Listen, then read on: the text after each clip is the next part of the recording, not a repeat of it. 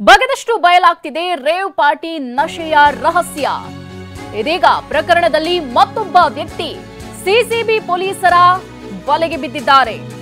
ಹೈದರಾಬಾದ್ ಮೂಲದ ಪೂರ್ಣಾರೆಡ್ಡಿ. ಸಿಸಿಬಿ ಇದೀಗ ಅವರನ್ನ ವಶಕ್ಕೆ ಪಡೆದಿದೆ.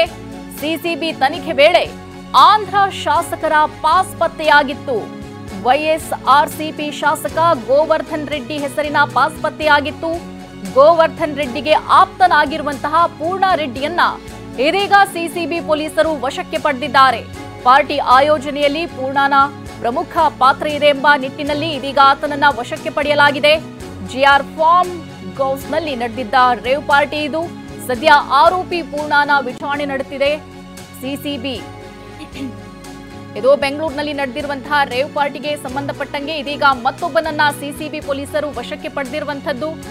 ಅದು ಕೂಡ ವೈಎಸ್ಆರ್ಪಿ ಶಾಸಕನ ಪಕ್ಷದ ಚಿಹ್ನೆ ಒಂದು ಕಾರ್ನಲ್ಲಿ ಪತ್ತೆಯಾಗಿತ್ತು.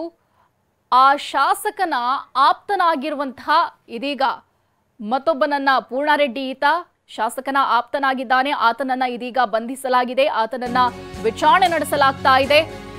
ರೇವ್ ಪಾರ್ಟಿಗೆ ಆಂಧ್ರ ಪ್ರದೇಶದ ರಾಜಕೀಯ ನಂಟಿರುವಂತಹ ಸಂಶಯ ಇದೀಗ ಎದ್ದಿದೆ. ಸಿಸಿಬಿ ಖೆಡ್ಡಾಗಿ ಬಿದ್ದ ಆರೋಪಿಗಳಿಗೆ ರಾಜಕೀಯ ಲಿಂಕ್ ಇರೋದು ತನಿಖೆಯ ವೇಳೆ ಗೊತ್ತಾಗ್ತಿದೆ. ಅರುಣ್ ಕುಮಾರ್ ಯಾನೆ, ಅರುಣ್ ಚೌಧರಿಗೆ ರಾಜಕೀಯ ನಂಟಿರೋದು ಗೊತ್ತಾಗಿದೆ. ಆಂಧ್ರ ರಾಜಕೀಯ ನಾಯಕರ ಜೊತೆಗಿರುವ ಫೋಟೋ ಇದೀಗ ಪತ್ತೆಯಾಗಿದೆ. ರಾಜಕೀಯ ನಾಯಕರ ಜೊತೆ ಈತನ ಫೋಟೋ ಇರೋದು ಪತ್ತೆಯಾಗಿದೆ. ಆಂಧ್ರ ಸಿಎಂ ಜಗನ್ ಶಾಸಕ ಶ್ರೀಕಾಂತ್ ರೆಡ್ಡಿ ಜೊತೆ ಫೋಟೋ. ವೈಎಸ್ಆರ್ಸಿಪಿ ಶಾಸಕ ಶ್ರೀಕಾಂತ್ ರೆಡ್ಡಿಗೆ ಆಪ್ತ ಎಂಬ ಮಾಹಿತಿ ಲಭ್ಯವಾಗಿದೆ. ಪಾರ್ಟಿ ಆಯೋಜನೆಯಲ್ಲಿ ಪ್ರಮುಖ ಪಾತ್ರ ವಹಿಸಿದ್ದ ಅರುಣ್ ಬಂಧಿಸಿ ಮೊಬೈಲ್ ಜಪ್ತಿ ಮಾಡಿಕೊಂಡಿದೆ ಇದೀಗ ಸಿಸಿಬಿ. ಅರುಣ್ ಕೂಡ ಪ್ರಮುಖವಾಗಿ ಆಂಧ್ರ ಸಿಎಂ ಅವ್ರ ಜೊತೆ ಫೋಟೋ ಇರೋದನ್ನ ನಾವಿಲ್ಲಿ ಗಮನಿಸಬಹುದು. ರಾಜಕೀಯ ನಾಯಕರ ಜೊತೆ ಲಿಂಕ್ ಇದೆ ಇವರೆಲ್ಲರಿಗೂ ಕೂಡ. ಇವರು ಬೆಂಗಳೂರಿನಲ್ಲಿ ಬಂದು ಪಾರ್ಟಿ ಮಾಡ್ತಾ ಇದ್ರು.